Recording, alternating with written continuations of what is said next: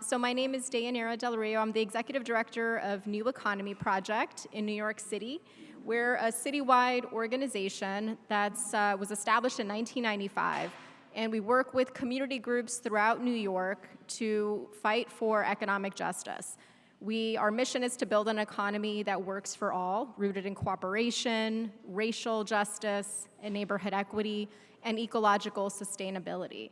And what that looks like is us working in close partnership with community groups, both to support their grassroots organizing and community-led development, and also bringing groups together in coalitions to fight for policy change, for resources and funding and other support that we need to have healthy, thriving communities and a just economy.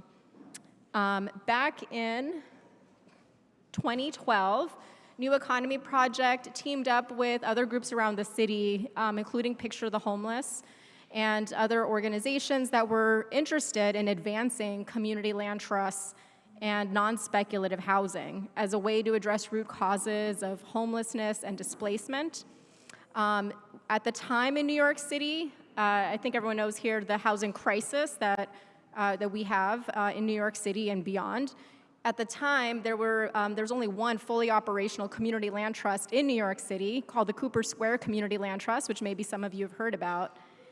That CLT was officially launched in 1994, but came out of a decades-long struggle before that against urban renewal plans that were really threatening low-income and Black and brown communities across New York. So at the time, there was very little understanding when we started this coalition about what the CLT model was, how it worked, or why it was needed. And we spent a lot of those early years just doing that deep community education, public education, going around to our community boards and elected officials, our housing agencies, and really pushing for this model as a needed tool, again, to address the root causes of our housing crisis and really pull land and housing out of the speculative market for good. So since then, through about 12 years of relentless organizing and education and leadership development and technical support and you name it, we have more than 20 community land trusts across the 5 boroughs of New York that are at varying stages of development. Some have incorporated, some are just getting launched. And about half of those that you see on the map now have land and housing either in their stewardship or well on their way, in the pipelines committed. So that's been a huge feat, if you know, and I think you all do, how long this development takes and how long it takes to get this work to fruition. So that's a big victory for us. So, and this timeline just shows you here a little bit of the growth of the CLTs just in recent years. So you see Cooper Square way to the left in 1994, and then starting around 2014 is when we started seeing more community land trusts getting off the ground. But really the last 5 to 10 years is when most of these CLTs in New York have launched. And that coincides with a few things. That coincides with the launch of this coalition, nicely, as we call it. It coincides with some funding that we and other groups were able to secure from our city and state government to support the growth of community land trusts. It also supported that state funding. It also supported a 2-year community land trust learning exchange that we coordinated that was really about bringing groups together from around the city that were interested in CLTs to learn together, to do a deep dive together into the history of community land trusts, learning about the roots of that movement in the US and beyond, looking at models that were launched out of the civil rights struggles that have launched since then, and looking at what's worked and hasn't worked. Through that learning exchange, that 2-year learning exchange, groups really sort of built also a shared vision of what this work should look like in New York, and really sort of built trust and relationships and partnerships that continue to this day, which is really important as we think about our next steps of growing this movement across the city. So I know everyone here obviously knows how a community land trust works. I think there's different models. What we do is obviously promote community land trusts that are focused on owning the land and doing that collectively and governing what happens on top. And so the CLTs that we're working with are pursuing a whole range of projects, from deeply affordable rental housing to supportive housing to shared equity cooperatives in New York, commercial and community space, green space, and much more. And I think that that's been a real sort of development of the CLT work, is just groups having a really broad and bold vision for what they can do together as a community to meet a whole range of needs. So just to share a couple of examples here that illustrate, and how many of you all have been to New York City and know New York City? Okay, so you know how different each neighborhood is, how densely populated we are, and so each of these CLTs, is representing, tens of thousands or more people in their communities. So when NYCCLI launched this coalition, one of the first things we did was launch together this new community land trust in East Harlem, in Upper Manhattan. It's a predominantly Latino and largely immigrant community. And the East Harlem CLT was launched to be a demonstration project to demonstrate it could be done again. It was the first CLT that had launched in 20 years in New York at a time when there were a lot of skeptics saying the CLT model sounds great, but you're not going to pull it off in a high-cost, real estate-dominated city like New York. So we launched this demonstration CLT. It's now fully independent. In 2020, it acquired its first 4 properties from the city of New York, 4 buildings that were languishing in city programs where they had been promised home ownership, sort of this shared equity cooperatives, and became clear that that wasn't going to happen for these buildings. And so organizers with Picture the Homeless and other NYCCLI members organized the tenants in these buildings to demand control. And in 2020, the city formally transferred ownership. The CLT just cut the ribbon on 2 of these buildings, which it rehabbed. And they have a new office space. We just had a great meeting there, and they're well on their way. So this was a really important milestone for the CLT movement in New York. We also have in the South Bronx the Mott Haven Port Morris Community Land Stewards, which is stewarding accessible waterfront and other green space in their community. The South Bronx is an environmental justice community, very hard hit by all the sorts of environmental injustice and pollution. They have some of the highest asthma rates in the city. They also recently had a victory when they acquired the rights to redevelop a city-owned site that had been vacant for more than a decade. And they're going to rehabilitate that site into a community health, education, and art center. They call it the Heart Center. It's in a city-owned property that previously in the 1970s had been taken over by the Young Lords and Black Panthers to provide community support services, including acupuncture and other alternatives for alternative rehabilitation services in the community. And it was a really important site of struggle in the neighborhood. And when the city shut it down in 2013, the community immediately began organizing and planning and visioning what could come next. And through more than a decade of organizing, they pushed the city to release a request for proposals to redevelop the site. They assembled a development team and won that bid. So they're well on their way now in this process to now actually pursuing, working with the architects, the developers, and others to launch what the community had envisioned into something that will open its doors in about 2027. So that's a big victory. In Western Queens, we have also a CLT that is promoting a community-led site, a vision for a site that was slated to be part of the Amazon headquarters a couple of years ago. I don't know if you all heard about this fight. I see some heads nodding. So Amazon wanted to take over this underutilized building that's a Department of Education building and turn it into Amazon's headquarters and expand the site to serve as that. So community members, community groups mobilized, opposed this plan, and it was quite a fight, and over a length of time, the effort to oppose this development won. So Amazon was quashed. They were sent with their bags packing, but the community realized this is just one of many attempts, and there have been since multiple attempts to redevelop this site into something that would further fuel gentrification and displacement in this community. And so the community members came together and said, we need to put forth a community-led vision and plan for what should be on this site. And similar, they took a lot of inspiration from the Heart Center that I just showed you all, and similarly led community planning processes, and they put together this plan for a use of space that is, everything from vendor commissaries to, other community serving spaces, art and music studios, and more.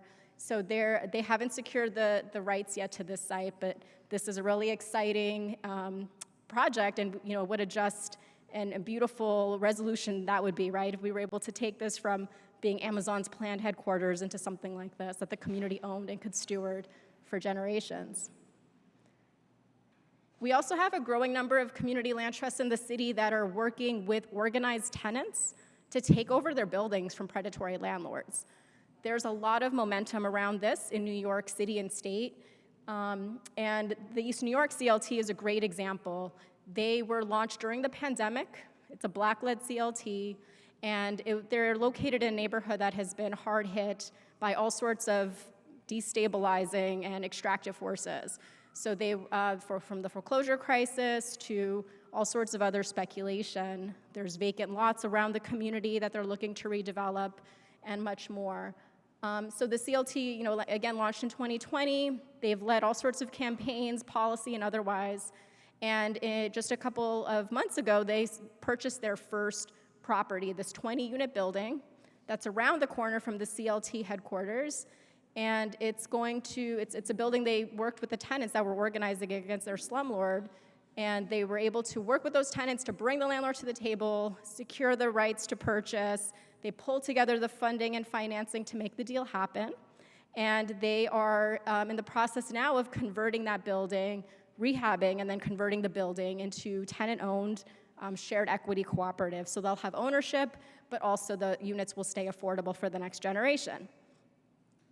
And I wanted to play, yes, East New York. I wanted to play a short clip. Hopefully this works. This is the East New York CLT, some of its residents and leaders.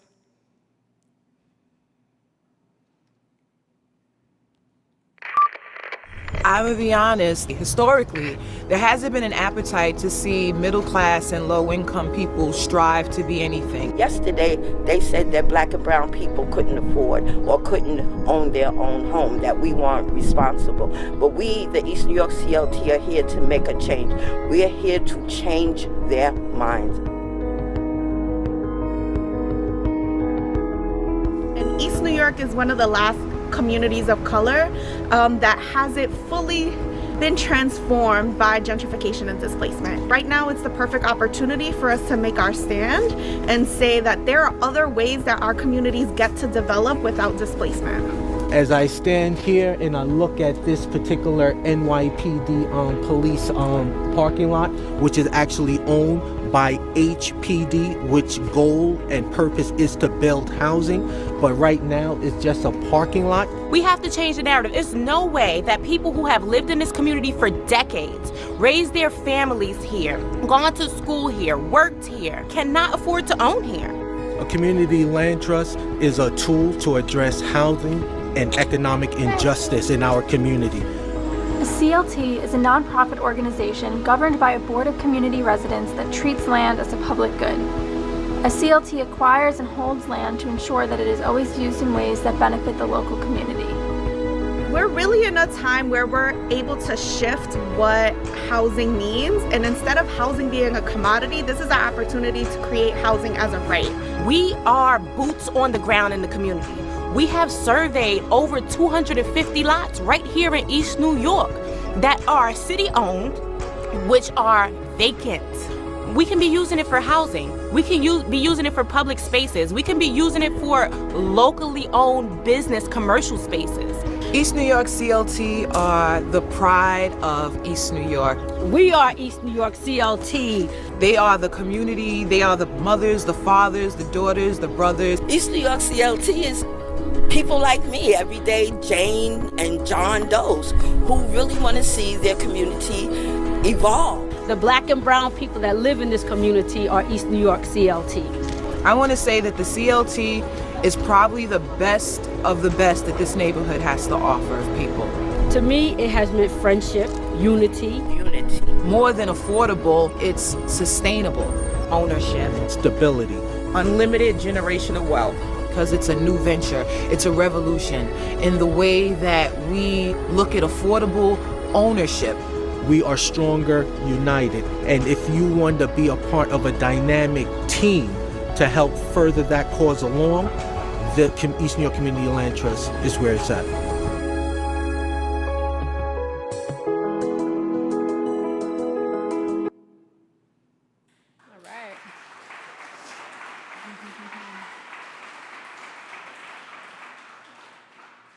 So I was saying to Nat that I hope that we can do some more learning exchanges between the New York City CLTs and those here in this network, because I think there's a lot of incredible learning and inspiration that we can all be drawing from each other. So those are a couple of the highlights of the groups I wanted to share with you all.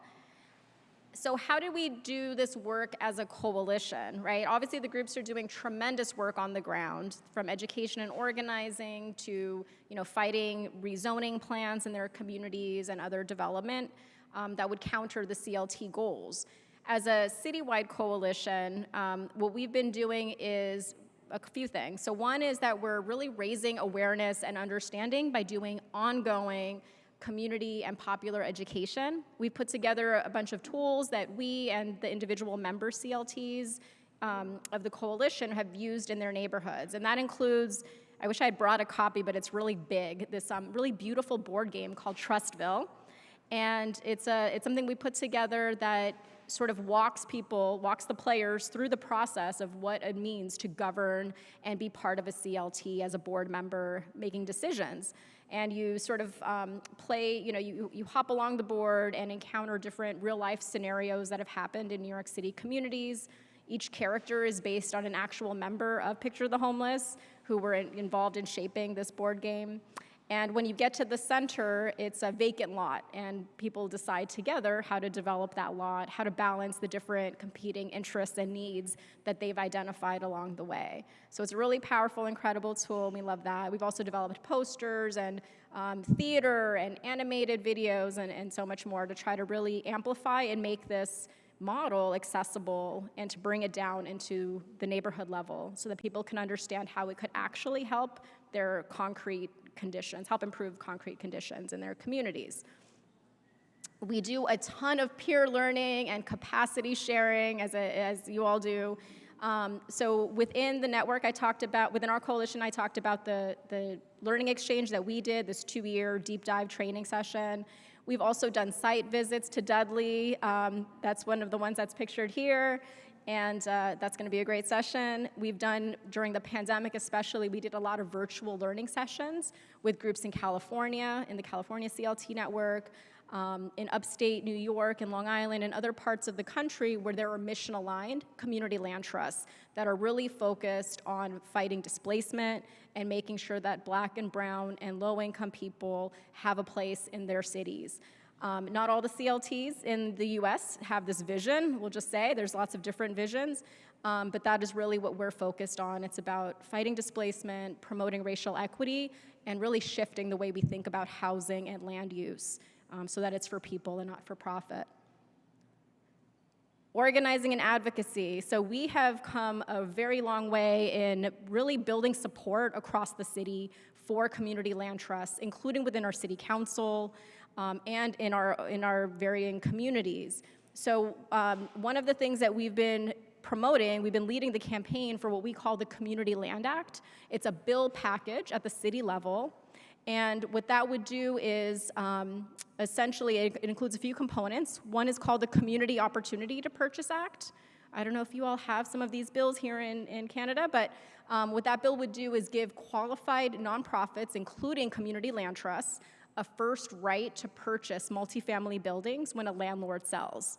So it's a way it creates a timeline and a process for community groups working with tenants to have a first right to purchase the property and to otherwise have a seat at the table in deciding what happens to that building.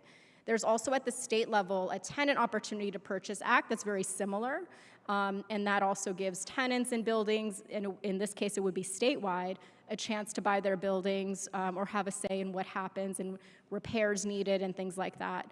These bills are modeled on successful policies that have been already passed and implemented in San Francisco, Washington, D.C. since 1980, and an increasing number of cities. So we're working to bring that to New York. We're training groups and tenants about it, building support, and also helping our elected officials and city agencies connect with their counterparts in these other cities so that they can understand how this tool could work in New York and why we need it to recover land and housing from speculators. There's other components to this as well. I'll highlight just one other, which is the Public Land for Public Good Act. We would want the city of New York, which owns land and property, to prioritize community land trusts and community ownership when it is developing or disposing of its land, right, its assets. And so this bill would require the city to do just that. It would prohibit our city from actually selling off land to a for-profit developer unless there were no bids from a qualified nonprofit. So we're building support for this among not just community land trusts, that on the right, that sheet that you can't read because it's such tiny font, it's more than 150 groups that support this across the city. And it's supportive housing, it's cooperatives, it's community and environmental justice groups, it's all sorts of organizations, and that's been really important for us, is to make sure this movement and our coalition isn't just a trade association, but it's really a broad movement that is building support across the city. And more groups are seeing community land trusts as foundational for other struggles. So even if they're not organizing a CLT, they see the value that a CLT can bring to advancing their mission and goals as well. Having that land, that collective land ownership is something foundational on which communities can build. I mentioned at the state level our TOPA bill. I want to also underscore that bill, That bill, TOPA, we're leading that coalition in partnership with another tenant-led coalition, Housing Justice for All. And it's another way in which we're really bridging the tenant rights movement and the community land trust movement, which increasingly are seeing each other and figuring out ways to work together to achieve shared goals and address, again, the fundamental causes of our housing crisis in New York. So just a few of the headlines we've generated. And I wanted to pause there and just say, before I actually start this video, that as our CLT movement grows, we're content. This is really great, and I hope that you see the momentum and are inspired by some of that work. And just as we're growing as a movement in New York, I know that's, we're contending with certain challenges and questions, and I just wanted to share those. So one is that, you saw that map of 20 plus CLTs at different stages of growth. As more CLTs grow, we want to make sure that we are providing and building the infrastructure that will help them all succeed and sustain themselves over time. And so that's an area we're exploring and would love to delve into with all of you is, how do we build that kind of support, that kind of collaboration where groups can have some of the benefits of economies of scale and things like that while preserving authentic community control. We're thinking about how do we actually generate the resources that we need to reach deep affordability, right? Not so-called affordable housing that doesn't serve unhoused New Yorkers, that doesn't serve extremely low-income families. They're not served by our city programs, much less the private market. And it's been core to the mission of NYCCLI since this coalition got off the ground. But that needs subsidy, that needs targeted investments, it needs financing streams and that are appropriate to CLTs and just direct funding. And so how do we build the momentum and the political will to win that? And what can we do on our own? What can we build as a movement so that we don't have to depend always on slow-moving public financing? What does community ownership and land stewardship mean in practice, right? As groups go from organizing stages into actual land ownership, and property management and all of those stages, I see a lot of smiling, nodding faces. It's a very different, different set of skills, different set of relationships that are required. And so, what does that look like in practice? And we just had a big coalition retreat last month where we all got together and went upstate New York to a retreat center and dug into this and other big questions and had a really rich conversation about what that means, because we want to make sure as we grow that we are retaining this coalition's radical roots and its real laser focus, again, on deep affordability, on community control. And finally, how do we deepen our practice in New York and connections to indigenous and land-back movements? That's something that we're increasingly learning about and exploring, and it sounds like you all are ahead of the game in that sense here in Canada, so we'd love to learn more about that over these next few days together. So I'll pause there, and I wanted to just, on the CLT front, and Nat asked if there was time, and I think there is, just to talk really briefly about our public bank campaign. So I'm going to switch gears for a second. So CLTs, we're going to put on the shelf, but I want to definitely have dialogue and questions and conversation. But I want to just say that New Economy Project, where I work, we're working with another coalition, actually two coalitions, to advance public banking in New York. So do you all know what public banking is? Raise your hand if you know public banking. I think, great. I would love to know what this landscape looks like here. But in the US, we have just one public bank. And we're fighting in New York and in other states across the country to bring this model to our country. We think it's long overdue. And what a public bank would do is essentially hold public deposits and make sure that our public money is used in ways that support economic development and community ownership. And I'll show a quick video of what that looks like, but we see the need for tools like a public bank, as well as community development financial institutions and others to really deepen investment in things like CLTs and other cooperative and solidarity economy work that is increasingly taking off in the city. So here's a little bit about our work on that. This is the dollar, the kind you and I contribute to our local and state government when we pay taxes. When we send these dollars to New York City, Rochester, or Albany, they turn into public funds that help pay for services that keep our cities running. But on their way to turning into schools and subway cars, these dollars travel through a shadowy corridor, a place where our interests are not served: Wall Street. The funds we send to the government need to be held somewhere. The problem is, Wall Street banks that hold public money operate with zero accountability to the very people who generated these funds, us. So what kinds of investments are Wall Street banks making? They're giving loans to predatory developers and landlords, while denying them to Black and brown homeowners and small businesses. They're pumping money into fossil fuels and lobbying against renewable energy. And they're funding prisons and immigrant detention centers, fueling and profiting from mass incarceration. Let's not forget these are the same banks that crashed our economy in 2008 and reaped record profits during the pandemic while extracting billions of dollars in fees from struggling New Yorkers. Isn't there somewhere else we could put our public money? I'm so glad you asked. With a public bank, we can ensure that all of our public dollars work for the public good.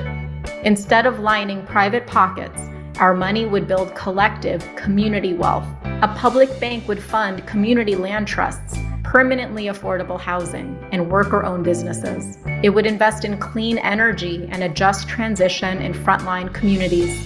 And it would partner with community credit unions and others to expand fair banking services and create living wage jobs.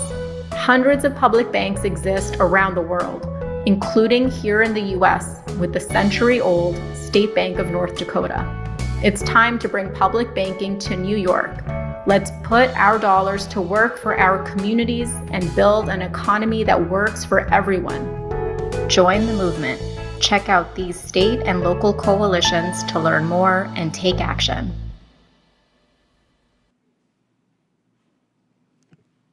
So we actually partnered with the economists at our local New School Center for New York City Affairs to measure what the economic impact of a public bank would be, because similar to community land trusts when we started this work, there was very little understanding about what a public bank is or why we needed it. And these are some of the outcomes that these economists sort of identified in just the first 5 years of the bank's operations, right? So 70,000 jobs, almost 20,000 affordable homes, more than $1 billion for climate solutions, and then partnering with community-based lenders, pumping almost $6 billion in loans into those communities. So this is something that we have a growing coalition fighting for this at the state and local level. And we see it as part of also what's needed to build a just and cooperative economy where there's shared democratic ownership and control of land, housing, finance, and other sectors.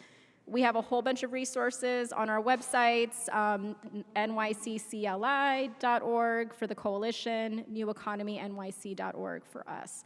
And thank you so much for your time. And I would love to spend the last 8 minutes or so with any questions or comments that you all might have. So thank you.